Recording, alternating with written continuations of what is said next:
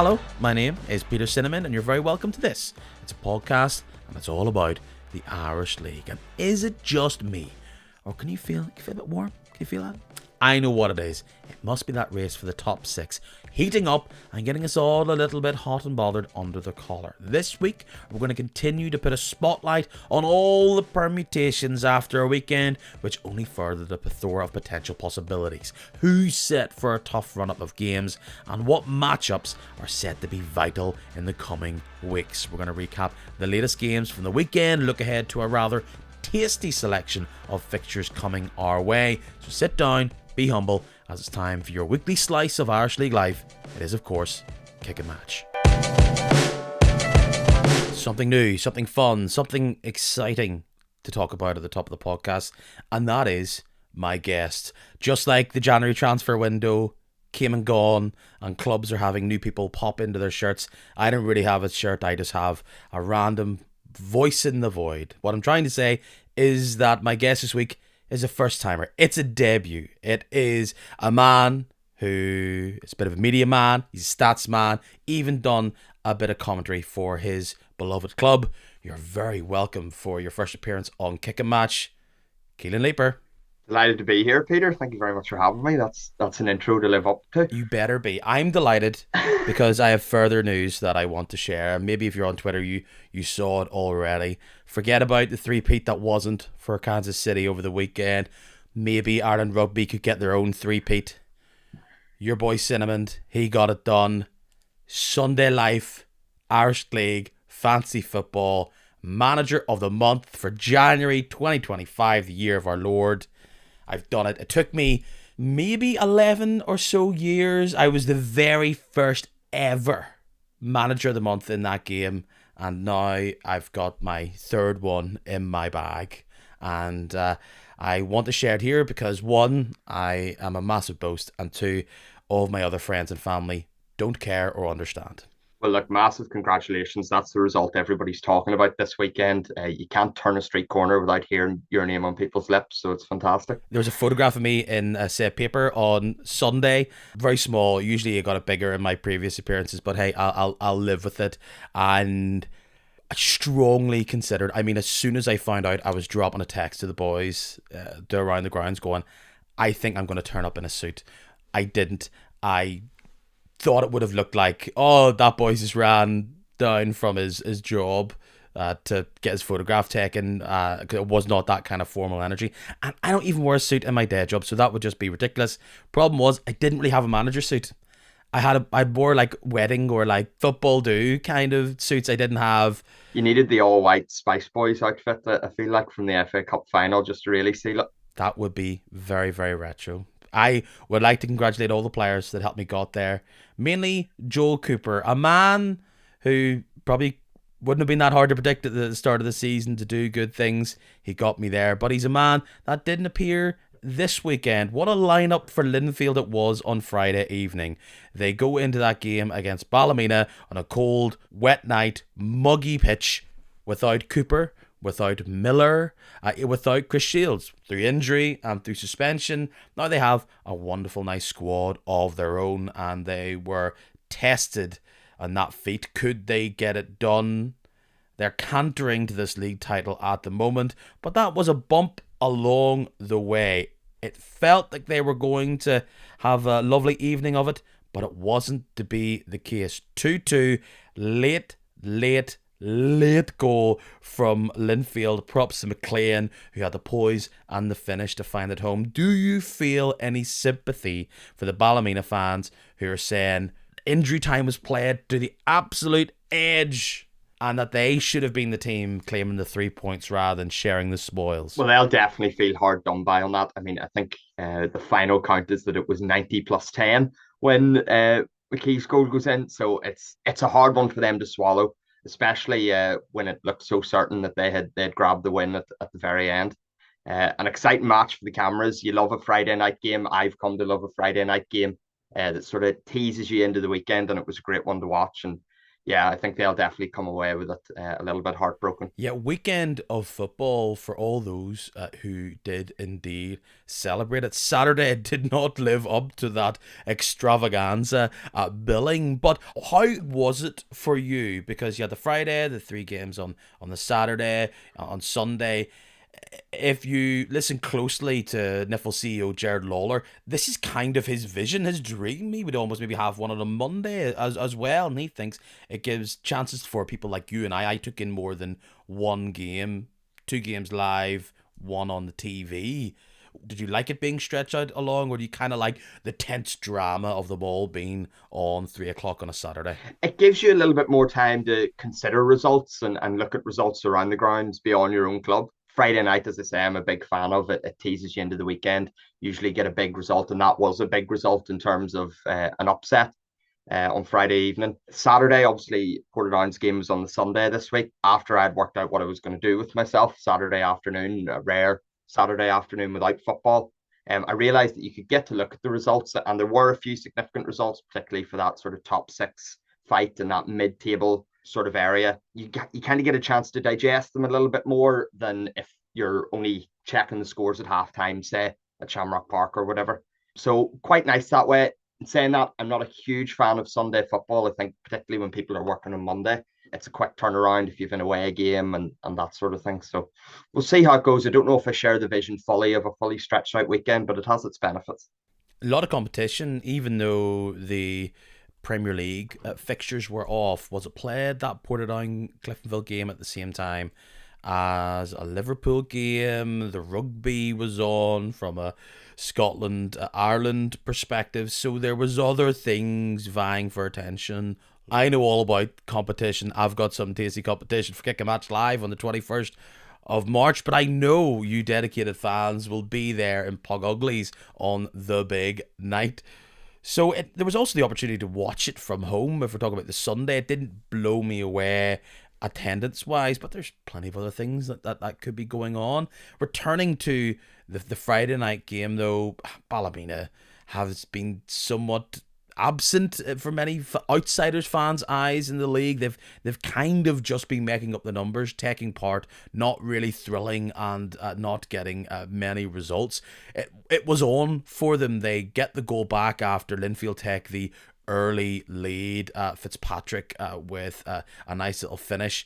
It gets turned round, and a Linfield fan said to me the best way to get at Linfield is to run at them. And in Andy Scott, Ballymena had someone who was very happy to run at that Linfield back line, and he got a lot of joy. It was, in many ways, his industry that got them that first goal. Yeah, running at Linfield is a great recipe to get a goal against them. Both goals in that game sort of come from that counter attack, often from a little bit of sloppiness from Linfield in places. I know that's something that David Healy had commented on after the game, two potentially sort of avoidable goals. And look, Ballymena took those chances and punished them. It's a hard place for any team to go, the showgrounds. You know, it's an absolute wind tunnel. We don't have to talk about the pitch being a leveler, you know, throughout those classics, but it absolutely is. And I know that's something that Healy picked up on as well. It was a total leveler. I know that the pitch at Windsor Park is hardly some sort of world-class surface, but we saw this a couple of seasons ago at the Ballymena Showgrounds, how boggy it was, but quality tiki-taka football was not on show on Friday evening. No, definitely not. And there's quite a few sort of shaky moments in both teams' boxes, certainly in the first half. Quite a few chances as well. Again, it's those counter attacks from Ballymena that bring their goals in for Linfield. I think Fitzpatrick's first goal is fantastic. Obviously comes from a Ballymena wayward pass that kind of goes into nowhere, but Fitzpatrick pounces on it. Awful for the guy making the debut. That's just totally, you'd almost lose your head, especially so early on in that game. Yeah, it's a tough one for him, as you say, making his debut only in through the door. Ballymena unlucky in some cases not to go in 2-1 up. I know Linfield had chances early on in the first half, but right before half time, Ballymena had quite a few. There's a header that looks absolutely destined from Lafferty to go into the goal and somehow heads over. There was a couple of them over the weekend. It must be said, clear-cut chances that they're not able to totally convert. Just came at them at a bad angle. But you know what? Talk about the first goal. Donal Rocks, you don't see almost getting a nosebleed that high up, running along with the players, and it falls to him, and he had a decent amount to do to try and beat the keeper, but he threw his foot through that ball and found net. It's a great finish. It goes through in the end, through Walsh's legs, so a lot of composure there. And it's very hard on a counter attack, especially when it's you with the ball taking charge at the players. You're looking for options around you. You're looking for, what do I actually do with this thing? And it takes a lot to carry it the full way through. Linfield were getting caught on the counters because they were throwing so many men forward. They must have hit the post, or at least the crossbar, once or twice in that game, and they kept going, trying to get the winner. When realistically, 2 points would be considered to be drop points for Linfield, but they're not in an absolute dire need. Of course, let's see what happens after the Larne game and a couple of weeks after that. But a point, or at least not getting 3 points, was not a complete disaster. But you come late on, they push on for it, and it is another counter-attack where they give away the penalty that Ballymena were through on the whole half to run through, and then it's a striker's tackle, that from McKee, isn't it? Yeah, absolutely. I mean, I don't think anyone could have any real doubts about it. You've two boys with pace there trying to keep up with each other, and I think he realizes I have to take him here, and he's probably happy enough. Saying that obviously the penalty's converted, and it leaves them with a lot of work to do in the third half of the game, should we say.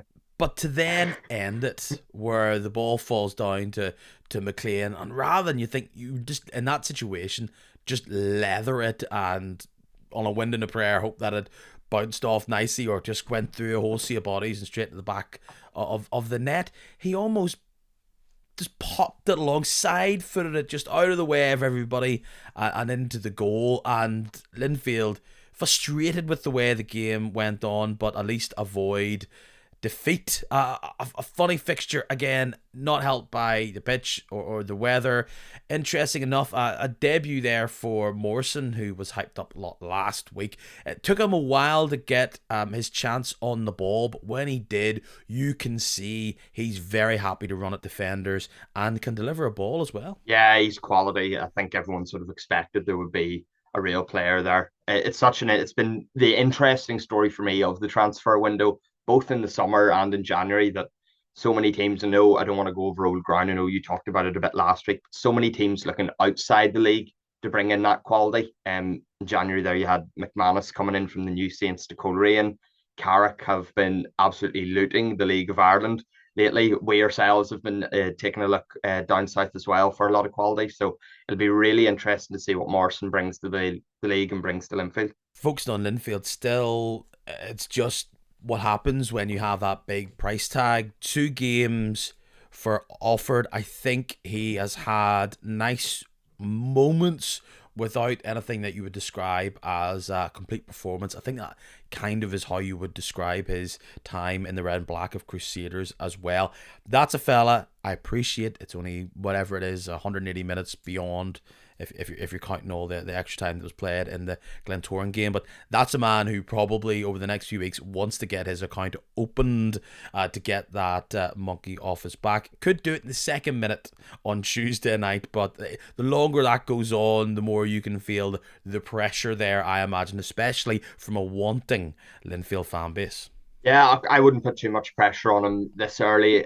It's early days, getting gelled into the team. I think anyone who's watched even the bare minimum of this league this season so far knows that there's a lot of quality in Alford. He's one of the players that stood out to me at the very start of the season. Once we saw him, get running with Crusaders, that he has a lot to offer, and I think Linfield fans will be pleased. And look, strikers, here's a perfect example. Fitzpatrick, in a lot of criticism at the start of this year from Linfield fans and from fans of other clubs, and yet look at the little run of form he has sort of built up for himself this side of the new year. It sometimes takes a little while, but once a striker gets firing, and we know that Alford is an absolute striker, once they get firing, sky's the limit, really.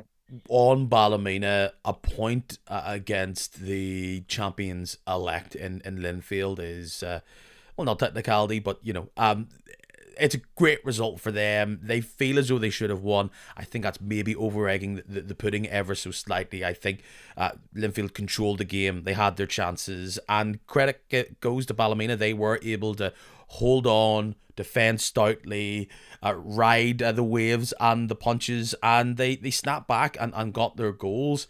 However, they are still without a win in the league since just before Christmas there against the bottom side, Loughgall. If you go before that, their last win in the league outside of Loughgall is perhaps, I think, all the way in October, which was, you'll never guess, Loughgall again. So they will hope that this is maybe a little fire underneath them. They've got these new players in, setting themselves up perhaps for this run. It's hard to really consider them, and we'll talk a bit about the battle for top six. It's hard to really consider them based on current form and really the eye test that they are going to pick up the results to try and pull some of these teams back. Is it a concern, or is it a worry? How do we define Ballymena? Because maybe this is too strong to say, but a lot of people would have them marked as they've got enough points already to avoid being dragged into 11th. Yeah, well, they've a 2 point gap on Glenavon. The only thing I'd say about this year, the table is, I mean, it's David Fisher's short. It's tight. It's really, really, really close. I mean, 2 point gap to Glenavon. However, they've only 2 points to Coleraine above them in 8th. And actually, if you look, they're only 8 points off 3rd, which is a crazy thing to be thinking. And obviously, we're not talking about them finishing up in those sort of lofty heights, but it's really tight, and there's a lot of movement that can happen in this league table. They certainly won't have resigned themselves to sort of scrapping it at the bottom yet. And that result, 2-2 against the league leaders, is a sort of great little confidence and momentum boost, hopefully, for them. That said, they've an interesting, I would say, one of the toughest runs of fixtures coming up for their final games, and it's hard to know where they'll go, what they'll come away with. Victory there could have put any sort of anxiety around 11th to bed. They are as close in 9th points-wise to Carrick in 11th as they are to Glentoran in 2nd. 11-point splits either way. So at the start of the season, perhaps with all the signings, 9th, 10th finish, Ballymena fans, after what they saw the season before, would have been at least one step forward. But just because of how good they were top at one point, not for like 5 minutes or anything like that. They were top after a weekend of football. There's just this feeling, this creak of them. So a team that clearly made steps forward this season, but just haven't got the formula right. We have our team at the top, Linfield. We'll talk about the game against Larne. A shock. Larne go into the game against Linfield at Windsor. You would think maybe off the back of a couple of victories, good games, good results, but they falter at home once again. To who? Crusaders, who have also themselves decided to completely turn around their form. I don't think it was particularly pretty, but the boys in North Belfast go to Inver Park and get the job done. It's potentially the upset of the weekend for me. It was one as I said, with no football for ourselves on Saturday at Portadown, I was watching the results closely, and that was the one that I sort of had my head in my hands. To me, I've resigned the fact, and we'll talk about this later maybe, but my top three is locked in terms of it's going to be Linfield and Glentoran and Larne. So I'm not considering Larne a team we're fighting with how many games they have in hand. So to see Crusaders taking 3 points away from that, I was quite disappointed. That is bold. And not to get too caught up in this one result for Larne, but we've seen them falter previously, and they do have tough games. Linfield on the horizon for most people. They'll know the result already by the time. So a big victory at Windsor Park could almost put this conversation to bed already. But you say that you are marking Glentoran, Linfield and Larne as your top three already. I think I would agree with 2 out of 3 of them. I don't know about Larne, because if and once they're almost properly out of this title race with Linfield, will they struggle to have motivation not in the cups? It's a concentration kind of thing for them, and there's a couple of new players in there. No doubt Tiernan O'Connor will want to continue to impress, but they'll be middling. There'll be plenty of big games, but there's no doubt this matchup against Crusaders, it felt as though home game Saturday afternoon, clearly not their favourite place to be at the minute. They're taking their eye off the ball a bit. Yeah, look, as I say, I think they will finish top three, and that's down to how many points they've accumulated with how many games they still have to go. I think they're in a nice position. That said, there is definitely cause for concern. I know the manager after the game on Saturday didn't really pull any punches. He talked about a lack of passion, a lack of desire. He said they didn't create enough, and certainly that's something that when you look back, Johnny Tuffy has one save to make in the 90 minutes. It's been their problem all season. But even there, last weekend when we were up at Inver, that's one thing you would say is that as much as we really had to fight and pull out that draw, there were chances there to win it. And honestly, Larne did not threaten us a whole lot, which to be talking about Larne at Inver Park not threatening your goal is a crazy situation. And there is also the potential as well. I think this is a really important one that yes, they have all these games to play to accumulate points, but you need to look at the games. An interesting one that I came across when I was taking a look at them yesterday. They have 11 games left until the split. Do you know how many of them are at home? I do not. Three games at home out of 11. Larne may be underperforming this year, but certainly at home is where you would fear them. If they have to go on the road for 8 of these games, it's going to be a tough end of the season. And like has been discussed time and time again, it's Saturday, Tuesday. If Larne do lose momentum, if Larne do get into a slump, that's going to be a big hill to climb to get out of it. As an outsider, do you think third for Larne is a poor season, ignoring the whole European historic run that was, just taking this campaign? Their performance in cups is clearly disappointing for a club with the budget, with the squad, full-time team here in Larne. But if they were to look at you in the eyes and say, Destiny, I'll take third now, is that disappointing for them? And how disappointing is it? Is it a poor season in the league? Yeah, well, I think if you look domestically, it can't be anything but. And you might say, okay, well, we put all our chickens into, giving the best kick at Europe back at the start of the season. If you ask Larne fans about the season overall, they've been in multiple countries drinking beers they can't pronounce. They'll have loved that time. However, domestically, to be out of both cup competitions, to be not in great form coming into this sort of business end of the season. If Larne don't finish second, for me, that's a disappointing season domestically. Let's give a bit of love, though, to Crusaders, a team that I was kind of close to writing off a number of weeks ago. They were a team who were suffering a significant amount of injuries.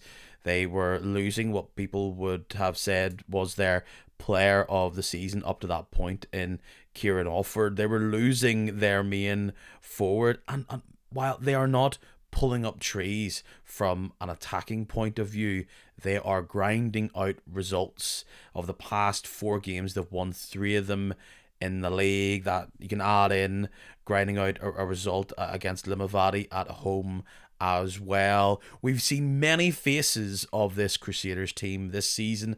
Are we finally seeing the resilient, savvy side of the men from the Shore Road? Crusaders are such a difficult one to sort of nail down this season. They haven't impressed me lately. It wasn't too many weekends ago that Portadown were up at Seaview, and to be honest, despite the result, Crusaders take the win there, 3-2 win. They hadn't impressed me at all. I felt we should have been going into the first half winners. We had a lot of chances and didn't take them. We went in 1 each, and I think it was mistakes from ourselves rather than any ingenuity from Crusaders that got them that result. That said, you can't really argue with the fact that they've been able to grind out these results and drag them out. And if they can continue to do that, they'll be in a good spot. They're winning in lots of different ways because, as I said, they get a late goal against Limavady while not being impressive in my view. They win out in a ding-dong 3-2 against your Portadown. They're close to Linfield in that 2-1 loss up at Windsor Park.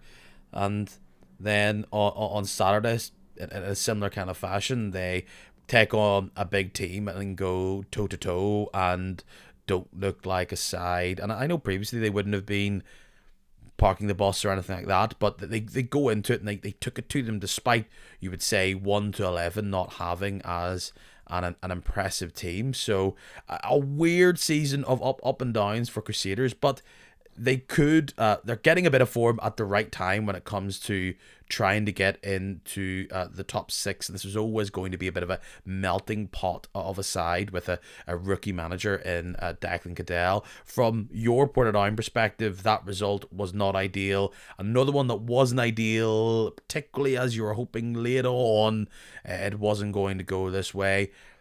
The highlights for this game genuinely made me laugh out loud. Coleraine, they go to Taylor's Avenue, don't get stung by any nettles, but even the goal is just so... It's star. Just a big messy cluster. But I mean, the first two highlights, genuinely, the first highlight is a high ball in the box that the keeper just collects. It's like, wow, there's only like 90 seconds of highlights here, and one of them is just a big ball for the goalkeeper. I know it was his debut at all, but my goodness, it wasn't that exciting. Yeah, it was a strange one that I watched back the highlights myself, and that one struck me as odd. There were a couple of chances in that game, but definitely not one for the purists. Reece Campbell's goal, as you say, I mean, one, it's just over the line. I don't know if it is his goal, to be honest. Yeah, it could have been anyone's. He nearly has the goal of the weekend, the first of maybe 3 goal of the weekend contenders before that, with a wee Dele Alli sort of flick over the top and quick turn on the volley. But the chances there, couple to go ahead. At the end of the day, it ends up being a scrappy goal to break the deadlock. Look, it's not an exciting game. Result didn't suit us. As I say, I would have maybe liked to seen Carrick come away with something there. I think that from Portadown perspective, as I say, we're hopefully, and this is fingers toast and wood touched and everything, we're far enough away from Carrick that we don't have to worry about them picking up points at this stage. It's an interesting result, not an interesting game. It keeps Coleraine. Certainly, they're not lying down. They'll be looking ahead at top 6, potentially somewhere they can go, but wouldn't have been as exciting, say, as Friday or Sunday's fixtures. It's another game for Carrick where if they were able to have won the game, it could have made a significant impact to where they are in the table and hurt other teams around them. It makes a situation where if they did get a victory, they would jump up to 25 points and Coleraine would be on 32. So they are in striking distance despite Coleraine having some of the biggest names in the league trying to find their feet in the blue and white. It's just messy, and it's two teams who didn't have sterling or entertaining games last week during the week, and then they follow that up with another difficult match on the eyes. Particularly for Coleraine, I mean, I had to laugh. Cliftonville with their highlights, I shared it. The highlights of their game against Coleraine last week was 30 seconds of the kickoff and then the final whistle. Yeah, I thought that was great. Yeah, again, just another sort of dull game, but quite a good draw for Coleraine to get against the top side. I mean, we talk about Ballymena? Coleraine are also a team that are in a really, really weird situation. 9 wins, 8 draws, more than any team in the league, and 9 losses is what has them in that sort of awkward position. The draw in the week against Cliftonville definitely suited us, supported down. I was more than happy to see it. This win today keeps them, as you say, within striking distance. They'll be looking ahead to that top 6 and sort of having their fingers crossed and hoping they can break into it. I think it says it all whenever Dean is coming on the post-match interview and really praising the fact that they've had 2 clean sheets back to back. That is not a praiseworthy point we expect from Coleraine. Usually they're talking about wins and talking about momentum and all this stuff. To be plucking out 2 clean sheets as your positive to hold on to, it's not great.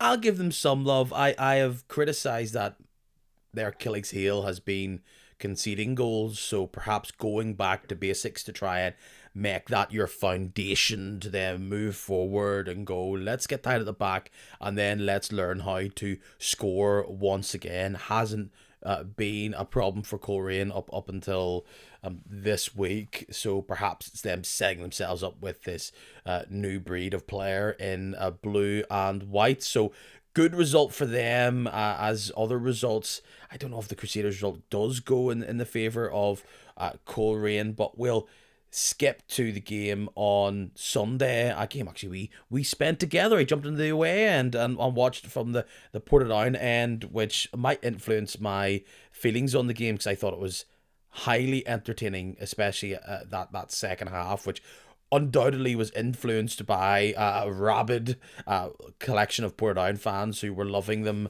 trying to suck that ball into the goal more than once. I talked about it last week. This was a weird 6-pointer. It ended up actually being a 6-pointer, isn't it? If I totally forget what it's all about.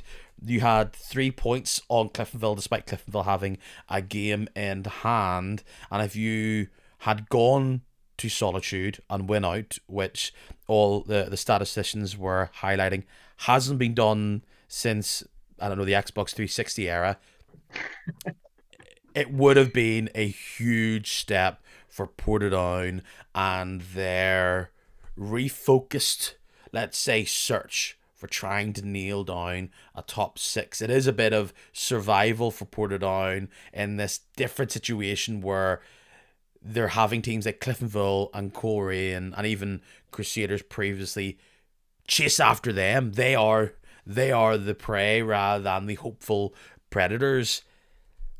The draw was probably a fair result, even though I'm taking this from what I saw live. I felt as though maybe Portadown had the better chances, but my goodness, did Cliftonville execute when those openings came up and probably were the slicker. That's what we say about Cliftonville every week maybe, is that they're very slick, they pass it around, they try and set it up deep from the back, but oftentimes it's a big looping punt up field that doesn't really go anywhere, or it's trying to be too tiki-taka and pretty.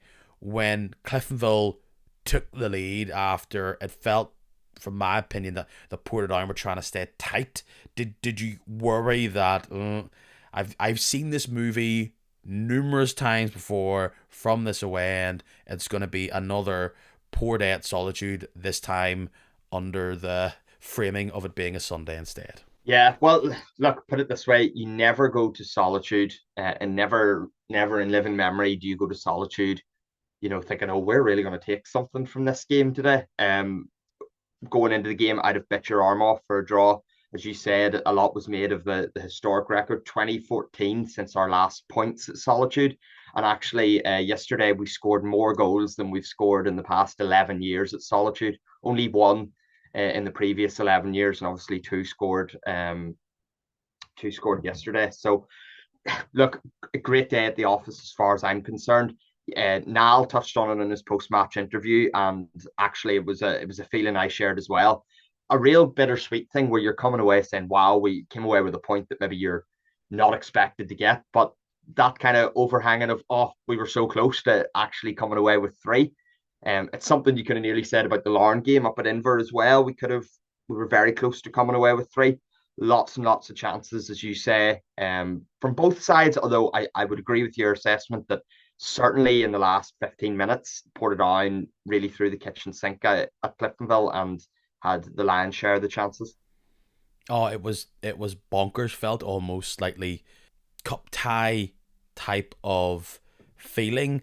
Going through the goals, the first goal and the last goal, one being Cliftonville for the first goal and Portadown getting the second one, they somewhat mirrored each other, where it was between a goalkeeper from Otamosu for the fourth goal and perhaps the back line of Portadown just not dealing, that ball coming from the right hand side and it not being dealt with being the problem. Both sides would feel as though those goals in particular would have been avoidable. I would definitely say so. The first goal kind of comes from out the right hand side of the pitch. Keelan is sort of sent the wrong way, and they're able to get the cross in, and two free men in the box on the edge of the 6 yard. You can't have that. There can't be free men there. They were literally queuing up there in the Literally, they were middle of back the to back. 6 yard Yeah, box. they were back to back. It was They almost took each other out. Yeah, I was sort of hoping that they might trip over each other, but no, that was the first goal. And as you said, the last goal then, UKIP's goal, although there was a bit of indecision, we couldn't decide who had put it over the line in the end. That's a great ball, whipped in from Lee Chapman. It's kind of just in front of the Cliftonville goalkeeper, and Josh kind of steals it from under him and heads it over the top, and it crosses the line. Eamon Fife was there just in case it wasn't going to, but I don't think he got. I don't think he decided to put it in the I end. think you're lucky that he didn't get to, because I think perhaps he would have been Yeah, and I offside. know there were certainly shouts from the Cliftonville backline at that, but I think when you look at the replays, Eamon doesn't really make any contact there, and I think he knows that himself. Otherwise, he would have buried it. Kicking it already into a net that it was, currently already in. Let's talk about it. There's two goals that I think can claim to be a goal of the weekend. They're very early strong contenders for a goal of the month. You get back into the game, Portadown do quite quickly after conceding the goal. It's McCulloch with the ball in, and Ubacan, who'd been out of the team for a while, just throws his boot at it. And very, if this is not a bit of an old reference to some of you young pups, kind of a Burrows-esque flick for the goal past Automossy, just looping over him. Yeah, well, I had Zola question mark, Giroud question mark, and Burrows question mark on my sheet there for the goal. Yeah, no, look, it's a bit of magic, isn't it? And it's something that we've nearly become accustomed to at Portadown. Wonder goals this year. We've had two goal of the months already, and I feel like we're nailed on for February already. I don't see anybody topping that goal personally. It's a great bit of play. Who after the game sort of described it as he just wanted to get anything on it that happened to be sort of that outside of his boot slash heel. When I went to do the match posters, I wanted to do something with the heel. I had to find out what boots he was wearing. Nike Tempo Legend 10s in emerald, if you're interested. I'm not, but thank But you all the same. no, well, there we go. But no, fantastic finish. He just loops it over the goalkeeper, and it's brilliant. And to do it in front of the Sky cameras, we ended up on the Sky Sports Football Twitter account. I know he's delighted. We're delighted. So it's brilliant. Hit the great advert for the league, Claxon, right here. You talk about maybe feeling as though you could have got something out of the game. I talked about for both sides, perhaps they would have liked defending goalkeeping to be better for the first and the fourth goal. Would you put in the goal that I thought, again, Cliftonville were just brilliant in how they capitalise on the mistake? It was Shane McCartan who lost the ball high up the pitch, and pretty much Cliftonville went from one end to the other. I think there was maybe another chance for McKinnon to blast it away, but that's a sweeping move. Despite losing Ronan Doherty, who I think often would be instrumental in crafting these big moves, they went from one end to the other, and there was Heel at the other end of the pitch to sweep it home to end what had been a promising spell for Portadown, trying to go after and suddenly take the lead, and they're back again down a goal in that second half. Yeah, you could put it into the avoidable goals category again potentially. As you say, it's Shea loses possession right up the pitch, well into the half he wants to be in, and yet Cliftonville are able to carry it the whole way through. It's a very, very quick capitalisation. I think it catches us off guard. If you look back at the replay, the two who have nearly filled in at centre back to try and prevent Hale from receiving the ball are Gary Thompson and Josh Ukip. So the shape kind of wasn't there, largely because we had been on the attack and everyone had been driving forward. It just shows you what a good team can do when they get those opportunities and they can capitalise on it very, very quickly. That said, it takes a lot of character for the Portadown boys to go down twice and to come back twice. It is fantastic. I felt as though there was some great individual performances from those in the white shirt of Portadown. Shane McCartan, despite that mistake, kind of shows what he can do when he gets the ball deep. Some excellent driving runs from him, confusingly speedy. Looks like he's just cantering along, but he's able to somehow rapidly go past players who look like they're going an absolute full pelt. Another one This is a name that I don't think many people will be familiar with, but I think you soon will be. Very, very impressive. Is it 19 this fella is? Minzamba in midfield. This guy, cool as a cucumber, just constantly winning the ball. An all-round number 6. Still a bit of seasoning required, I think, from getting his head up and finding a man, but he can drive with the ball. He's not afraid to cross it. He just constantly wins it and never looks like he's out of breath. Some real quality performances. You mentioned McCartan there, and cutting into space and driving forward. As you say, really casually. McCartan has this casual body language, which if he does lose possession, looks like it's laziness, but he has that same casualness when he's absolutely slicing through teams like butter. It's just the way he is. Robbie Minzamba, absolutely incredible. I nearly want to whisper it here because you have to whisper these things when you have a young talent, but he's got so much press coverage this last week that I sort of don't feel the need to anymore. Really, really solid addition. Another one of those additions that's come in via Shane Dolan through the sort of Leinster League and the down south setup. Really, really calm. I think cool as a cucumber is a great way to describe him. For me, the last couple of games, he has looked so comfortable and has really settled into this team. He makes the goal up at Inver last weekend. Oh, that I think that'll be that's where I really stood up. I was like, who is this player who's just took the ball, laid on, and kind of just made the goal himself to not only win it, run, and provide the cross, and then to find out he's so young. Very impressive. Yeah, it's something that for those of us watching Portadown week in, week out at Shamrock Park and away, we've already sort of seen how fantastic he can be, how comfortable he is. That's what you want in somebody that plays in the centre, somebody that can take the ball in, not feel the pressure. It's not immediately trying to get rid of it. He'll get up, he'll make a bit of movement, he'll find a pass. He's just a breath of fresh air in that regard. Another one I would shout out maybe on individual performances, and I think the whole team get pass marks. I think the whole team really put a shift in. But Ben Wiley, I think when he came on in the second half, was a real workhorse and has been for some time. Whether he's back in our box defending or driving the ball forward, and another one of those players who had a really, really good chance to sort of give us a winner, just tipped ever so slightly onto the wrong side of the post. It's funny every time you watch, particularly live, Cliftonville, unless you're really paying attention to who it is or the numbers or whatever, they all look like they fit together. They just play it along so much. Just the ball going from one end of the pitch to the other, the movement, the nip and tuck, trying to build from the back. And I know he was with them maybe at the end of last season or so, or maybe just during summer preseason. He almost looked like a Cliftonville player, the way he moved and passed the ball. From what I saw on Saturday, you've got a tough going trying to fit in all these players, and there was like a change in shape.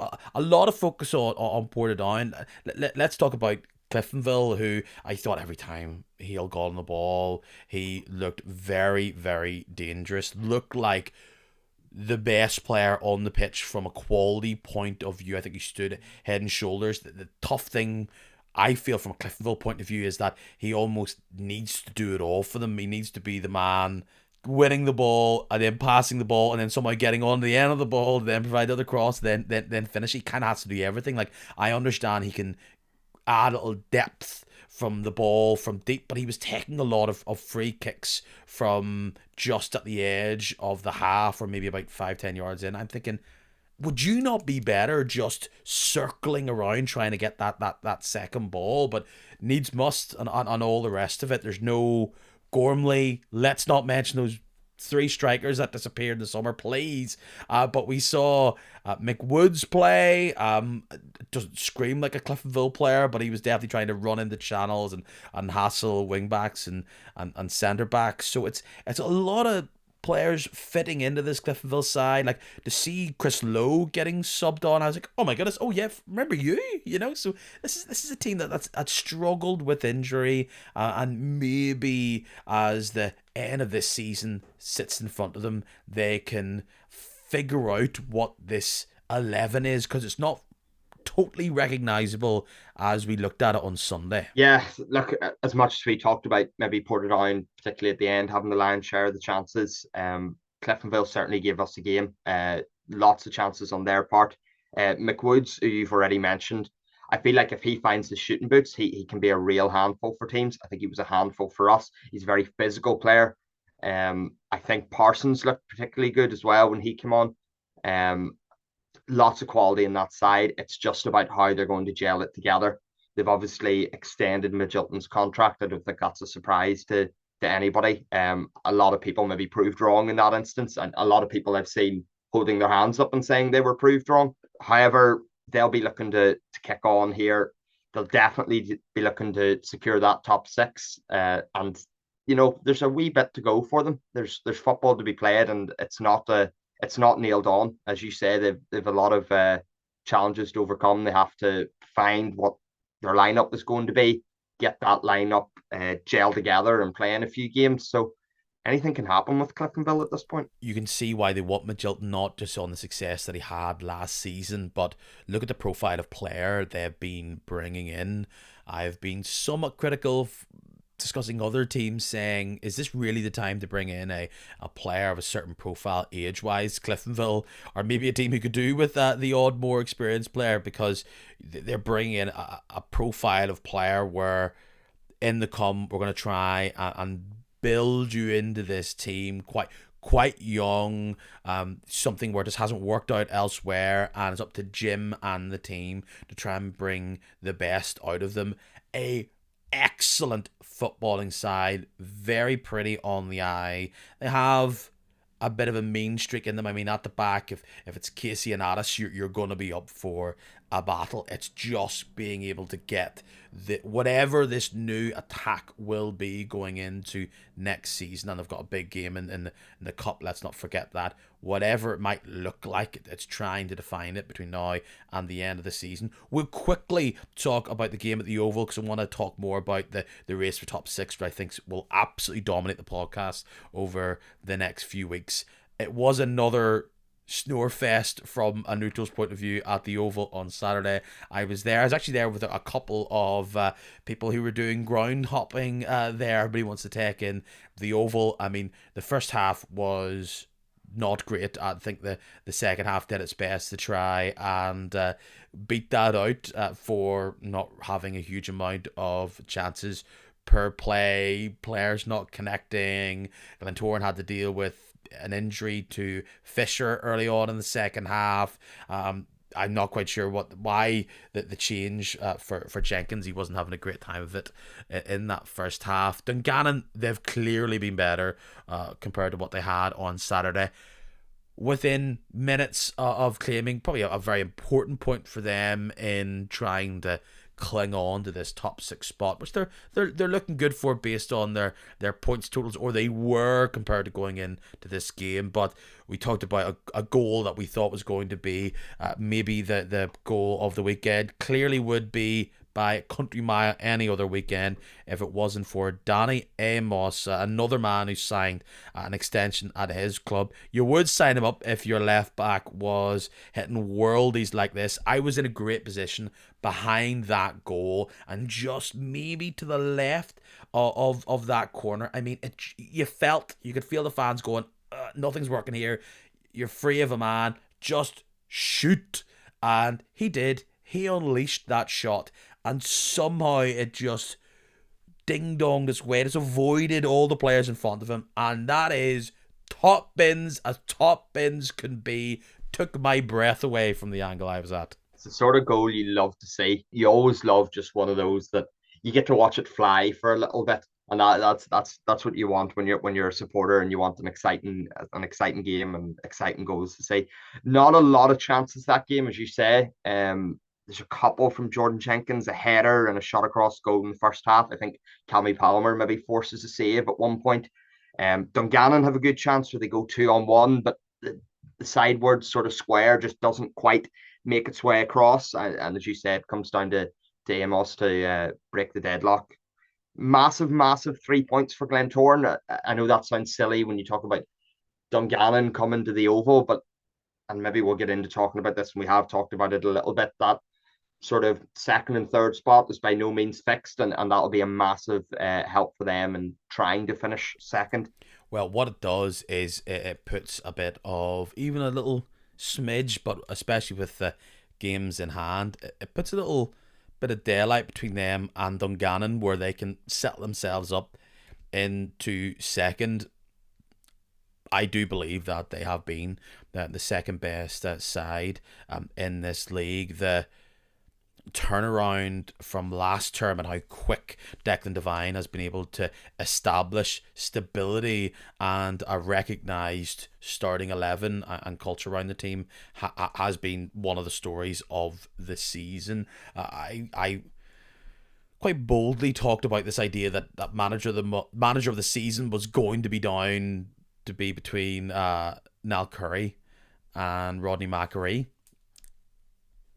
Declan Devine's probably up there realistically on the task that he had. Yes, he's closer to expectations than those two teams would have been, but it's a tough job to do what he's done, and obviously the cup success has to be accounted for as well. They're winning in different ways. Of course, there was the usual frustrations from fans from the terraces. It really was not pretty from Glentoran. This was not it's my second little adventure to East Belfast in the past 2 weeks. It wasn't again pretty at all.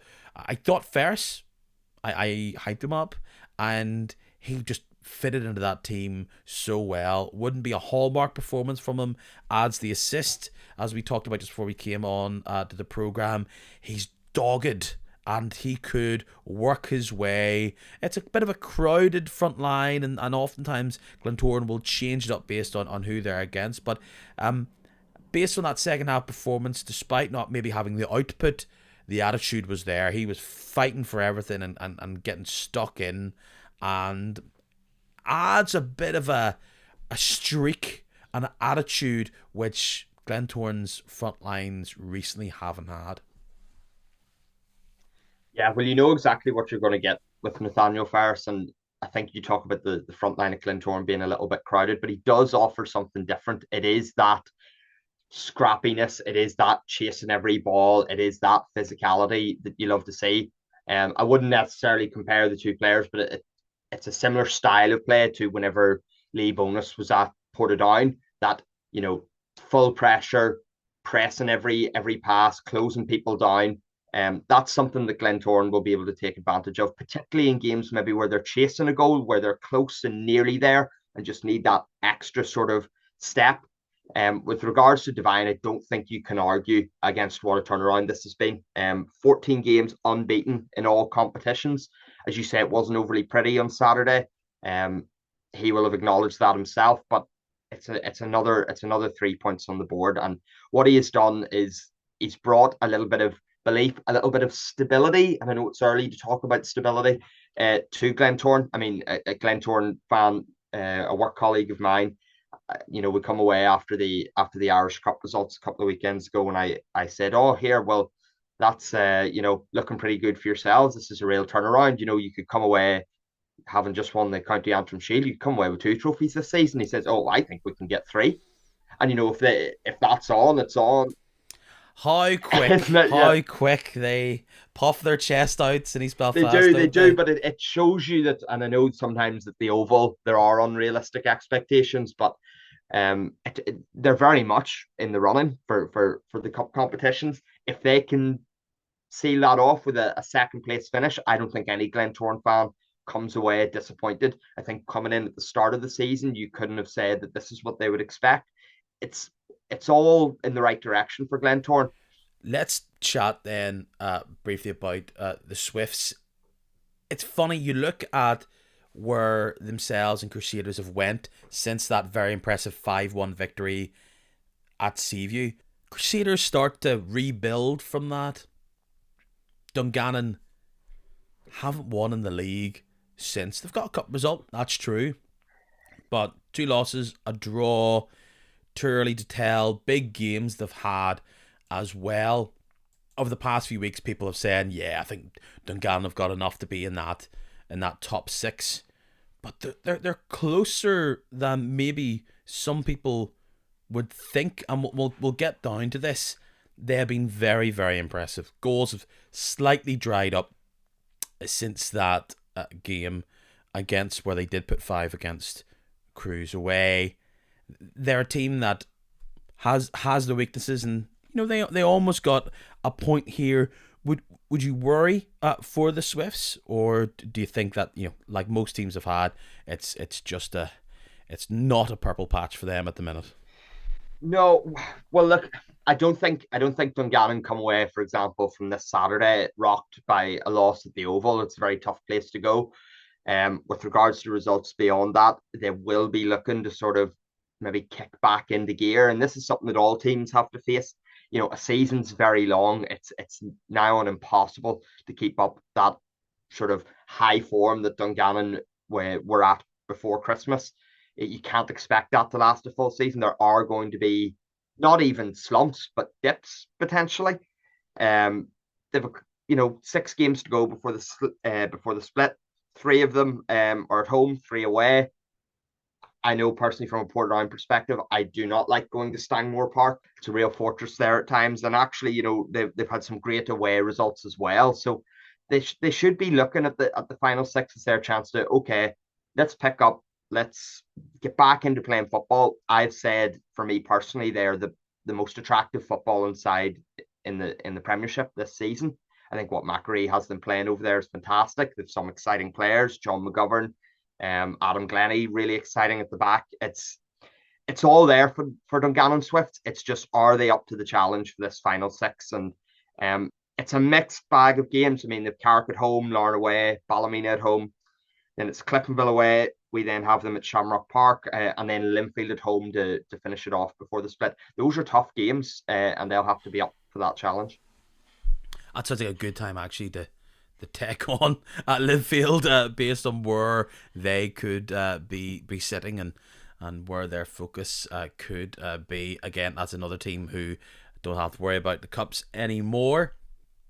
So if we are being bold and saying Glentoran looks solid, they've got games in hand, and they've got the points, and I think Lauren are probably in the similar boat, despite me talking that it's all going to fall apart. I don't think it's going to fall apart from a top 6 seeding, so we will ignore those 3 if that's maybe fair. As Lauren are on 39 points with 22 played. The closest team is Glenavon and Ballymena, if you're even going to include these, which is only 3, but they've got so many more points than them. So Dungannon, 27 played, 40 points. Crews, 28 played, the most of anybody, 40 points as well. 1 point behind them, Portadown, played 27, 39.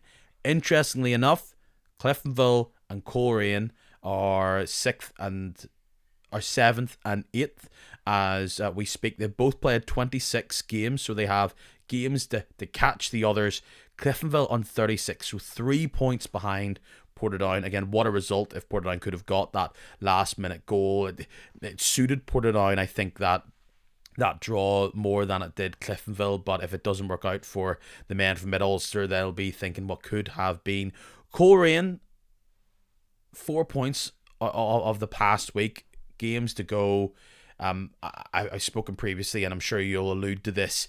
Portadown and Coleraine are kind of connected because there's 6 points there to be battled between them directly over the next couple of games. Don't forget, 33 is the magic number, because that's all the games you'll have until the split. So once we get there, it's all over. You're stuck where you stay. Do you still consider Ballymena 25 played low, Glenavon 25 played? Glenavon, I mean, amazing run. They've won their past 4 in the league. They do have lock all as well in their games that they've got to play. You compare that to Portadown. They've got, if they were to win the 2 games that they have in hand on Portadown, like, they're 2 points behind them. These teams are going to take points off each other. But what I'm saying is, are you in this task where I've kind of said, let's look at where people are looking in top 6? Do you even consider Glenavon or Ballymena? or is it about Glenavon to continue on this run? Well, Because obviously it's technically possible that Ballymena and Glenavon can win out, right? yeah, But of course, and as somebody who can be quite paranoid and quite sort of fearing the worst, I definitely wouldn't rule them out at this stage, but I would say it looks unlikely. If you take a little look at the games that both Ballymena and Glenavon have left, they are not an easy run. Ballymena is Crusaders away, Glentoran at home, Portadown at home, Larne at home, Glentoran again, the Swifts down at Stangmore, they then have Cliftonville, and then they finish with Loughgall. Like that is there is a tough run of games. There's only sorry, we've just got a wee notification here. Let's just maybe discount Ballymena there, because that is a tough run, and their lead up to that has not been great. yeah. So you know what I mean. That's we probably can, and Glenavon have a tough run as well. I mean, with the exception of Loughgall and Coleraine, again, their games are all against sort of top six sides.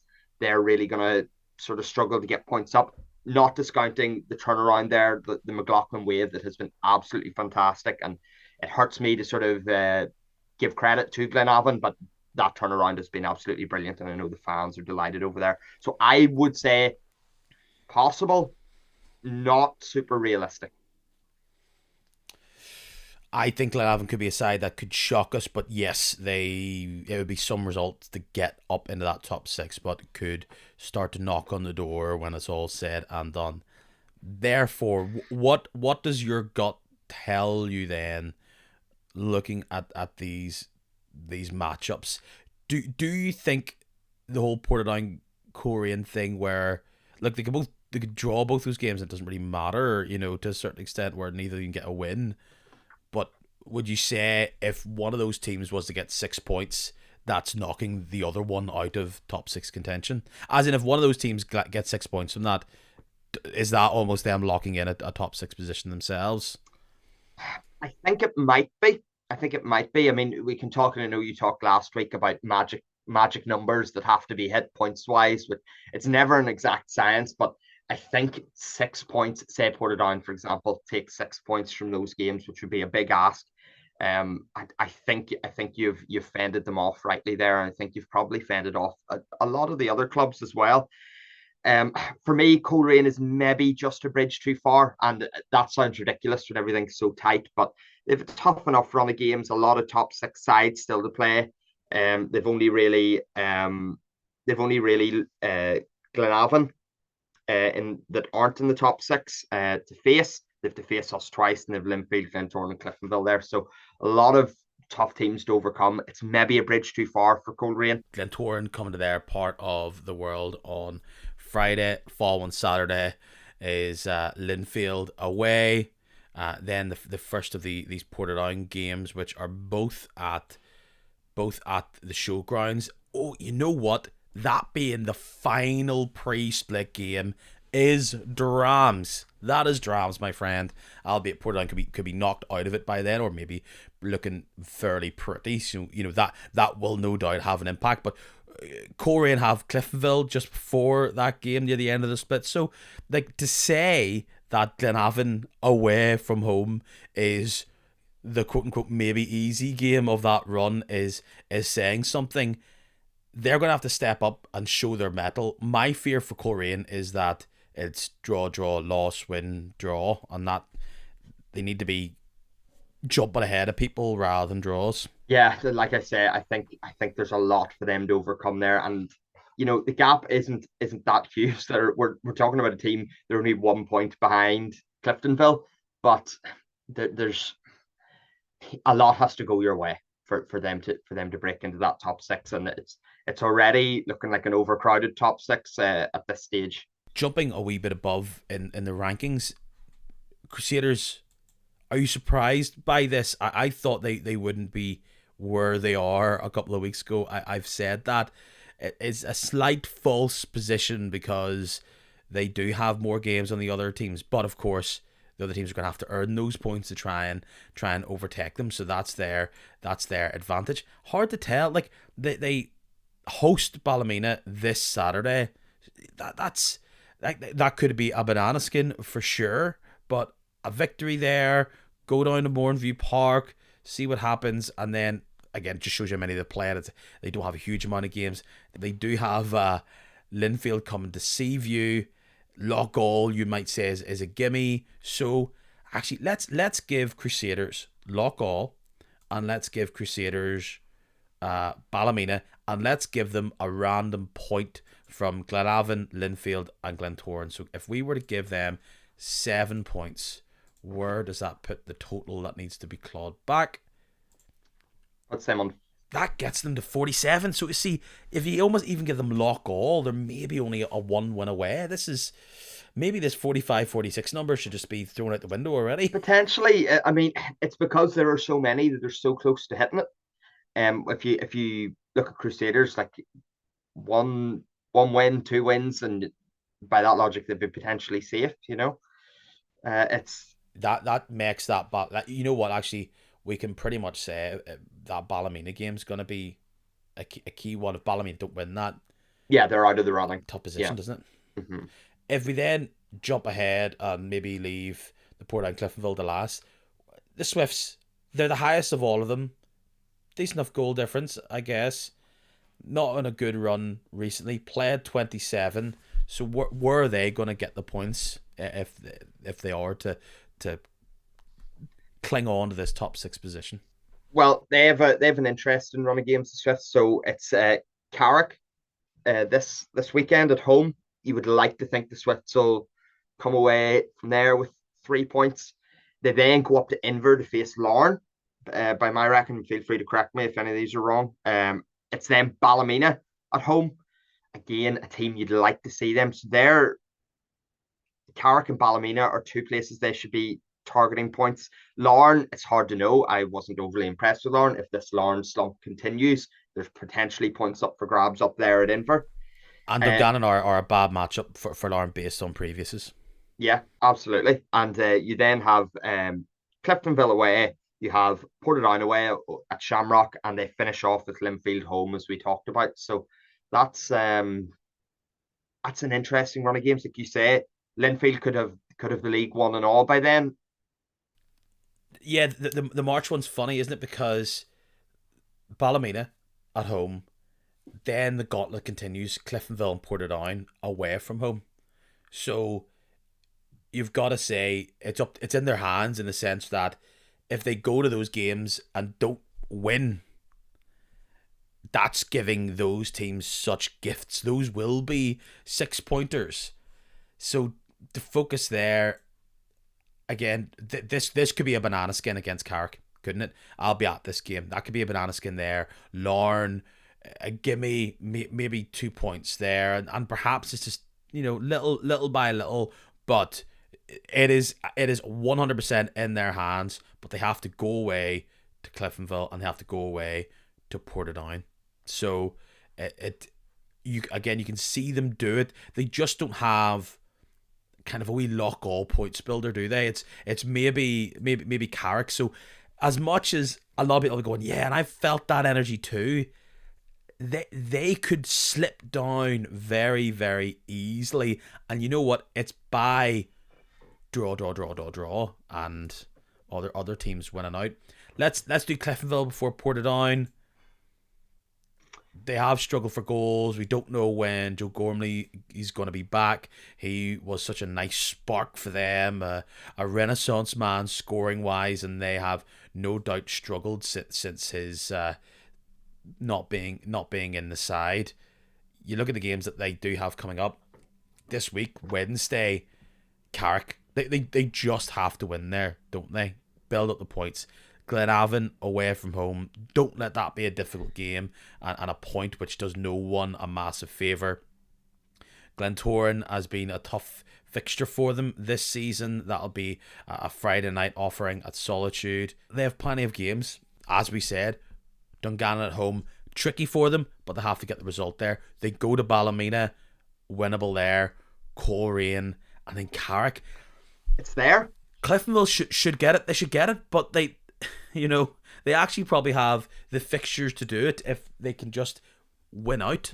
Yeah, well, what I'll say about Cliftonville, I suppose, football and Irish League football in particular is so momentum based.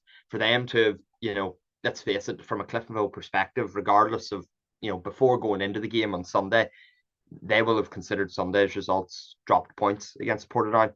They had their draw earlier in the week. That's 2 draws on the bounce. If they don't get back into winning ways, that run of games can go south very, very quickly. That said, I'm 100% with you. I think it's there. That should be fairly nailed on. Should be. So we'll see what happens. It's the Ballymena game for everybody here. Can Ballymena try and be? And as I said a number of weeks ago, I feel as though they're going to be the docket buster for a number of these teams. Let's finish on your boys Portadown. I maybe you feel it's unfair. I said it to you when I was covering a Portadown game a number of weeks ago, where I thought, Portadown were second on Christmas Day. I appreciate they would have been more likely to have been second bottom based on thoughts in July or August. Not getting top 6, how dramatic would it be? Realistically, 6th and 7th isn't a massive difference, but at least with top 6, you don't have to worry about losing all these tough games against teams trying to keep their survival, and maybe another game against your rivals in Glenavon is maybe what you want to avoid this season, based on the number that they've had on you this term. They do have Larne on Saturday afternoon, Saturday evening, which again, if we say that Dungannon, I think anything less than Larne winning that kind of puts Portadown in the bogey team for Larne as well. Ballymena is a huge game there for them. We've talked about this Korean matchup till death. Carrick there, what state will Carrick be in coming into that game? Will they feel as they can catch a team, or are they preparing for the reality of taking on the championship second best? That's going to be massive battles, Korean and Dungannon. Hard to tell Portadown here, because actually they could go loss, let's say even a draw against Ballymena, draw against Korean, 2 points from the next 3 games, and they beat Carrick, and they're still in it, aren't they? So it's kind of like the next few games for them is important. They need to try and get points. They don't want to go into these massive showdowns, but they can somewhat falter, which I know you don't want me to say, and they've still got a ticket they could punch if they do well against Dungannon on the 15th and Korean on the 22nd. I appreciate that Korean game is a lot more difficult by the fact that that's away from home. I don't know if your Solitude form isn't great, I don't know what your Korean form is like. It's something we'll have to look into, the historical results in that fixture. We've been up to the showgrounds once this year already, albeit no football was played, which was delightful from a Portadown perspective. And I know you're not going to want to hear this because it sounds like the party line at this point. The goal at the start of the season was survival. You talk about potentially is dropping out of game at a time, week to week. Yeah. End of the day, listen. Look, will I are we shooting for top 6? We'll have a look. Of course we'll have a look. It's there, it's on the table. It's very, very possible. I don't think I'm disappointed if we don't reach the top 6. However, it's there. There is an opportunity. If we go through the games, Larne at home on Saturday, or on Saturday evening, I think you're maybe discounting that a wee bit too quick. And if I need to take off my Portadown hat, please tell me to catch myself on. We have a great record against Larne. We beat them at home already at Shamrock. We beat them this season. We then got the draw up at Inver there last weekend. We have a fantastic record, and Larne don't seem to be in any flying form at the moment. So you could be looking at a point there. Like I said, it's going to be a tough game. I'm not going to take that as a gimme.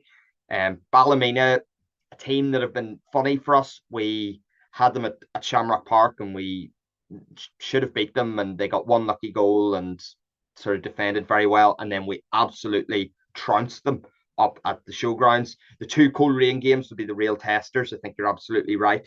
The Swifts, I'd far rather play them at Shamrock Park, which we are doing, than go to Stangmore and look for points. So it's all there. And then obviously we have Carrick at home as well, who knows what shape they'll be in. But it's all there for the taking. It's there. it'll be a case of, and again, you can shout me down if you want. It's game at a time. It's give a good account of ourselves. It's make sure we're playing our football, and we'll see what happens.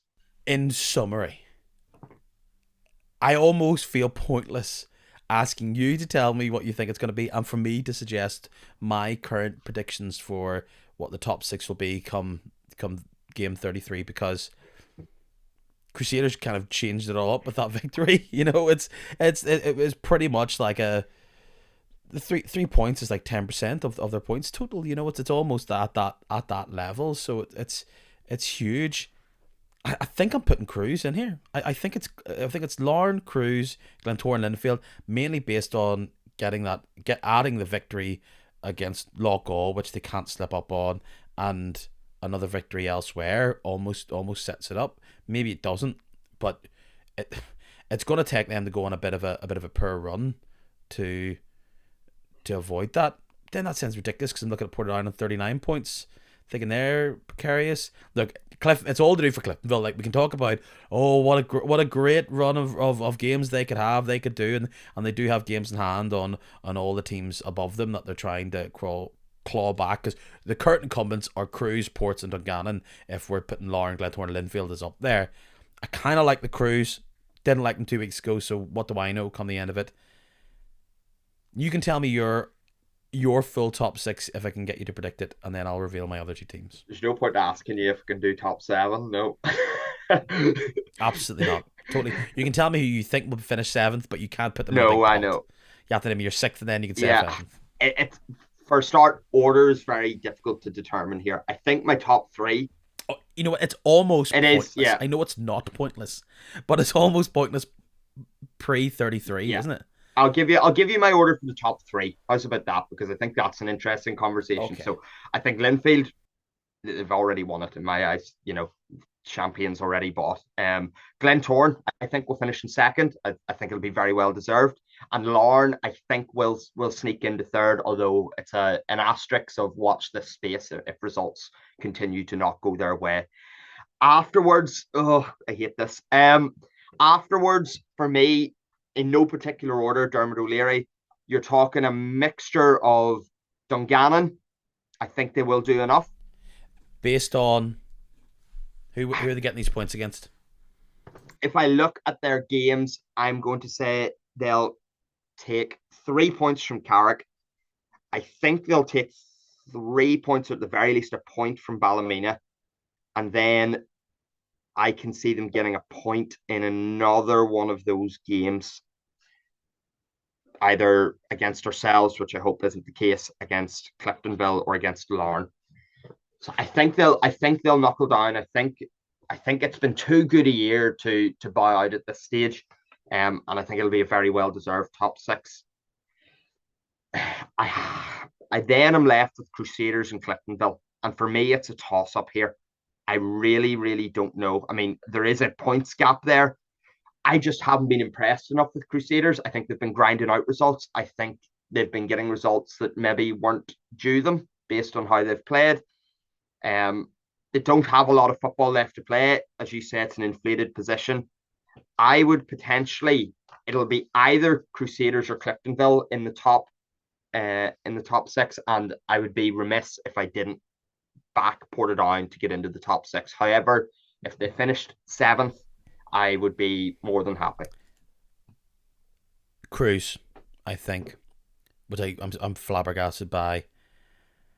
I worry for your Ports. I think they could sink like a stone. I think they could just keep being unlucky, a bad result here or there, just like we've seen recently in that they're unlucky against Cliftonville, but they get a point. Felt like 3.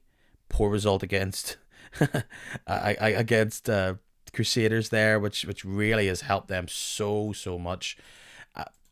Key thing for Portadown, if they can get 4 points from Larne and then their game against Ballymena, that would set them up really, really nicely. In turn, if that's 1 point from there, it's going to be tough. I really like the Cliftonville games, I do, but they need to claw it back is the only thing. And goal scoring could be a problem. They're winless in their last 3 in the league, saying that so are Portadown. Coleraine could really surprise us, but the fixtures are just really, really tough. I think one of these teams, like Linfield, could almost go on a bit of a bad run and scupper all this. Right, get down to the point. I think it's Crews, I think it's Ports, and I think it's going to be between the Swifts and Cliftonville in their game. That's how it will all G up, button turn. I think Coleraine are likely to knock out Portadown than they are to maybe overtake them. We will see, but Portadown could be in a good position, then they knock themselves out. Okay, for now, this week, Ports, Swifts, Crews, what a world we live in. You would be forgiven for thinking, haven't you already predicted every game that's going to happen in this season? So what's the point of talking about this weekend? But you know your boys got to stick to the format, the true, tried and tested format. But before we look ahead to those games, I know I'm Mr. Promo, but you know what? It ain't advertising if it's for your own little thing. The Woodburn Savages, that band that I manage, yes, go check out the Twitter account. That's what the crack is there. That's what they are. They're a band. They're a rock guitar band. Released their second album, Hand to Mouth, last Friday. We got a 9 out of 10 from Hot Press. They say it is an essential listen, which is why I'm saying to you, go and essentially listen to it. If you're a fan of Queens of the Stone Age, Biffy Clyro, maybe even a little bit of Wonky Talking Heads, give it a go for your boy Peter. Another live show I'm going to point you towards. Black Box, 19th of April. It's a Saturday. Album launch. One of the best bands you will ever see live, especially one from here. I think you're going to love it. When have I ever steered you in the wrong direction? Let's steer you in the wrong direction when it comes to results here. So this weekend, before we get to that totally, this game will be done and dusted by the time a majority of you lot are listening to this, so we'll not dwell on it too much. We talked a bit about it last week, just in case you're like, oh, I haven't caught the podcast for a couple of weeks. I want to hear about a big in-depth what's going to happen in this game. I talked about it with Buckwigan last week.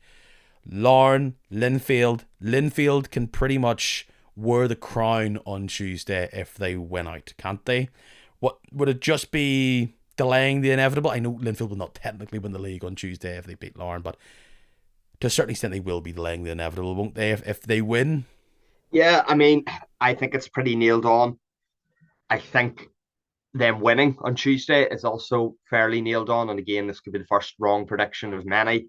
But for me, for Larne to drop all 3 points to the Crews on the weekend, Linfield obviously didn't have a stellar weekend either, to come away with only a point from the showgrounds. But to me, when you look at the form overall, when you look at how Larne have been playing, I don't think there is enough there to be facing Linfield at this stage. And I think Linfield should take that game 1 or 2 goals, potentially. I'll be watching it from my sofa, as no doubt I'll be just out of it, a deep oil edit for this bad boy. I'm going to say 0-0, 1-1. Cooper won't be back, will he? Just based on his little suspension. We'll see if other boys can come back. Offered and all, it's time for you to shine. Maybe this will be the O'Connor coming out game on a big old thing. If you question Larne's motivation, their energy, if you're not up there taking it to the team that is cantering to taking the title that you've won twice in the past 2 seasons, I don't know what to tell you. That they should be up and at it for them, but I think it'll be a kind of tetchy affair, as it often can be. 1-1, 0-0. The weekend will start on Friday night, as we often do. We'll just skip out Cliftonville Carrick on the Wednesday. I mean, that could be another 30 seconds kick off, final whistle, couldn't it? The way Carrick have been.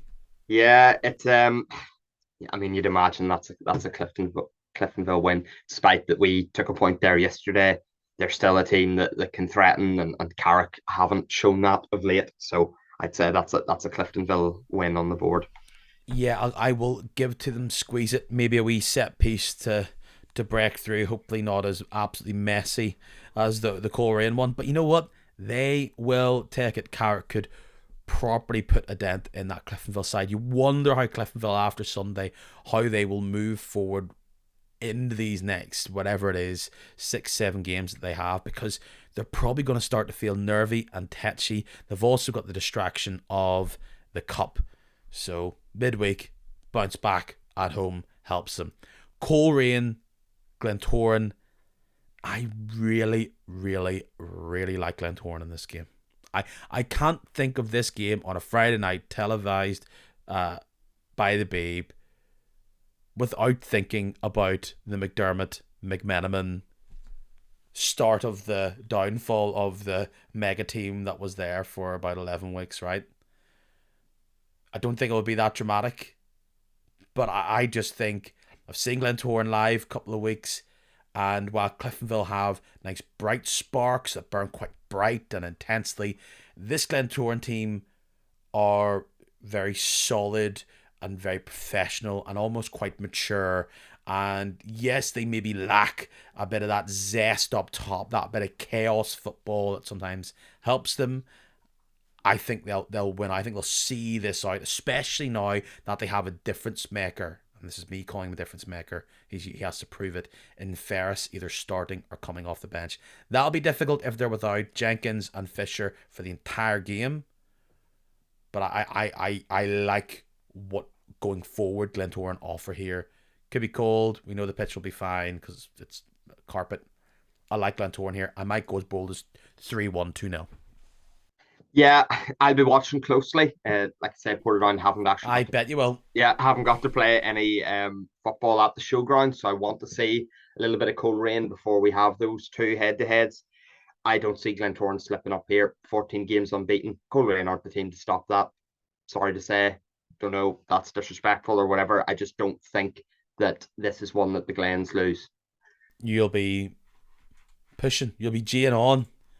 Glentoran on play it in the dressing room. Play it in the dressing room. Go for it. You'll want it. You'll want it for there. Yeah, I think they will win out there. Then we go to Saturday, 5 games. I'll leave your Portadown till last. Also, it's handy because they're playing at 5:30. This is like Portadown's Friday night thing. You have loads of these games at 5:30. Cruise Ballymena at Seaview. Ballymena will feel buoyed by that game against Linfield, but can they get themselves up and go against this Crusaders team?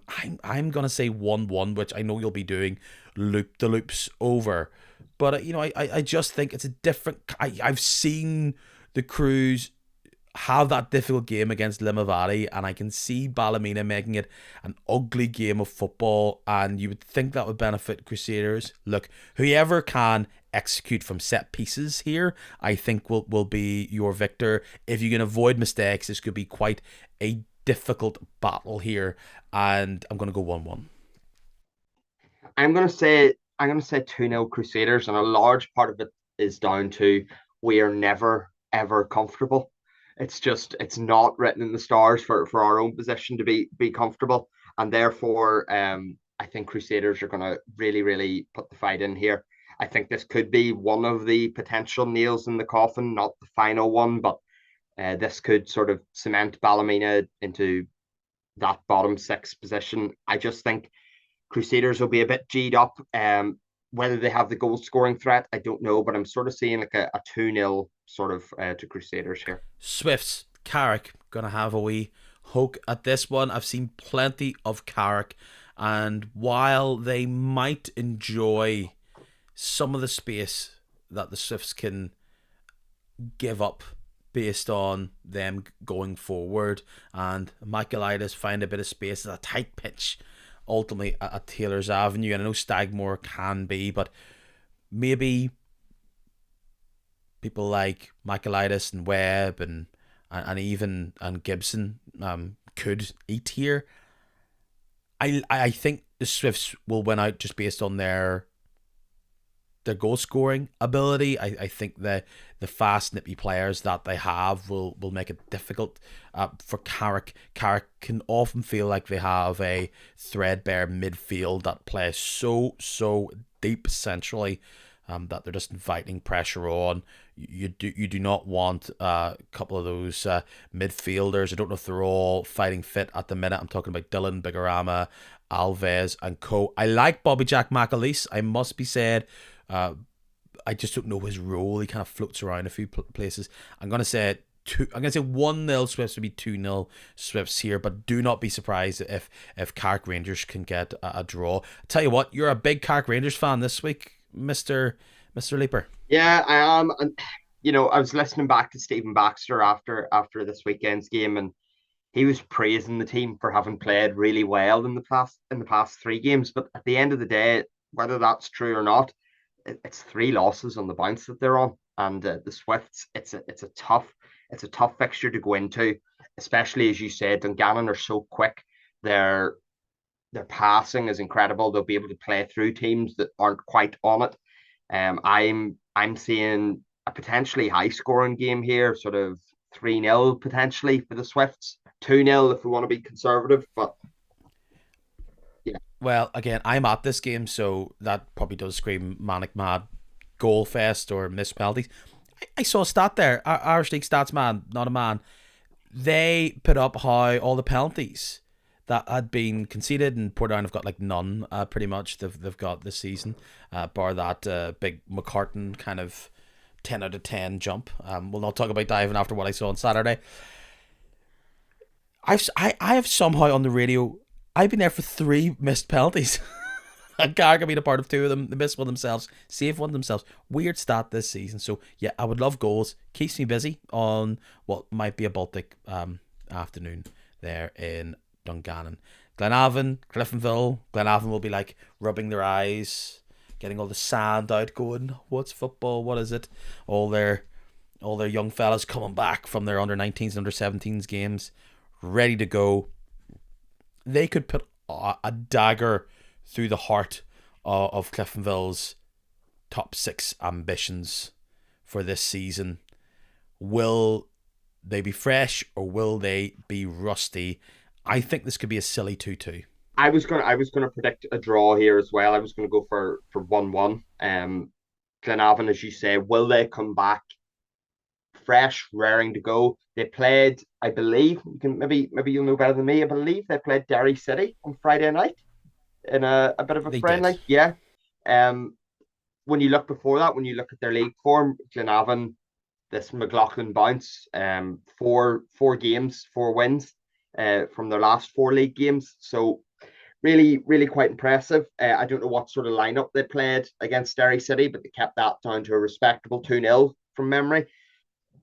Cliftonville, I think, is this the beginning of woes? We know there's a lot of quality there. I sort of have them as potential top 6 entries. We're looking at 2 draws on the bounce, a loss before that. Does this continue at Mornview? I'm thinking a draw is probably fair. I don't want to discount Cliftonville completely and say they're going to lose. I'd say a 1-1, potentially even a 0-0 draw. Entertaining here, and again, that's probably a game that they'll want to get something out of. Well, everything they'll want to get something out of. Could be a buoyant or disappointing week for the Reds. That's 3 games in 7 days, so they're gonna have to get that squad stretched out.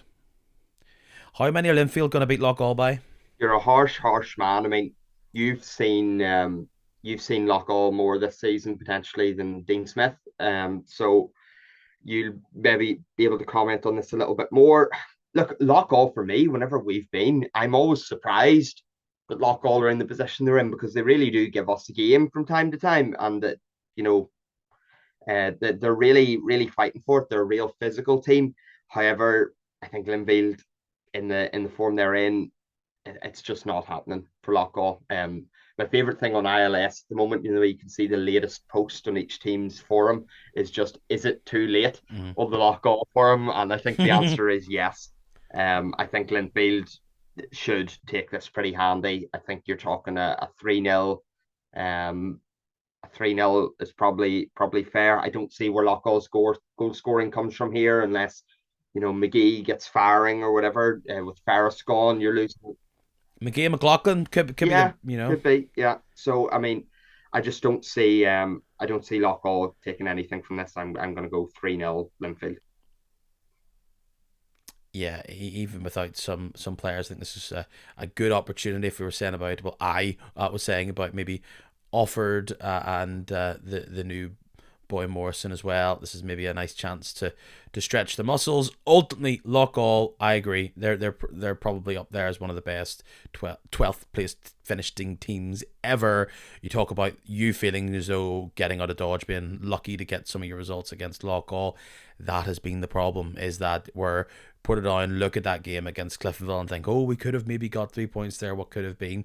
Loughgall, when they're not getting thumped or being rightfully beaten, they are on the wrong end of could have beens, missed penalties at the end, all the rest of it. And we will reflect on all these points if and when we do the eulogy of their time in the top flight later on this season.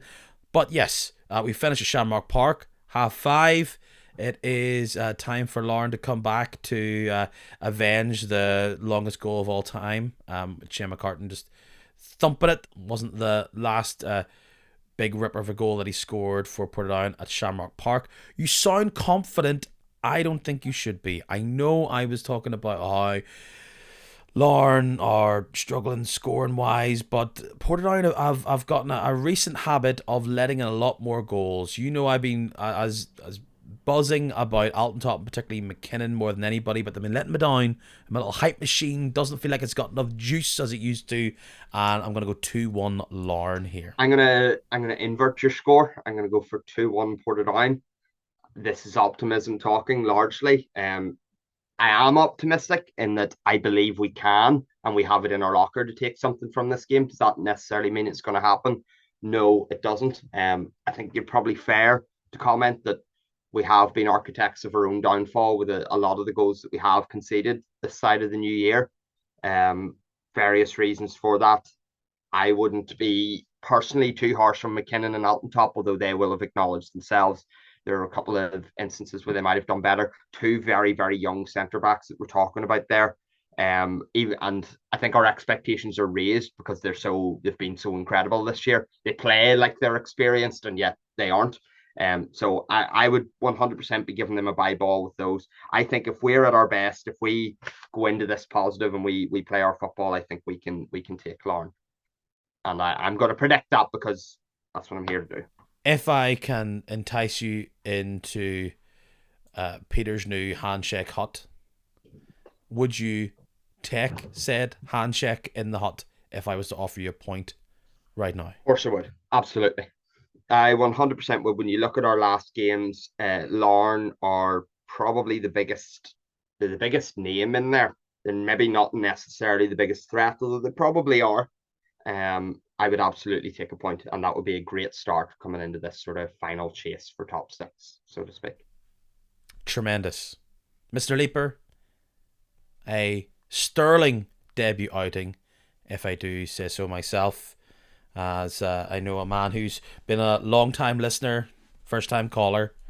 It was your chance to hear and shine. I don't know if you've got many things to promo. I appreciate you do a bit of media for that Portadown team of yours. Like I said, you've done a bit of commentary and all the rest. Is there anything you want to promo, pump up? No, not particularly for me. I would just say take a look at that beautiful Obacan goal. You can follow all the Portadown Football Club socials and the We Are Ports TV YouTube channel. That would be the place to go. Tremendous, sir. It has been a delight. First time, hopefully won't be a long time till the next time. Maybe I'll be sharing a stand with you before the end of the season till it's all out. But until that time does go, I bid you a fond adieu. See you later.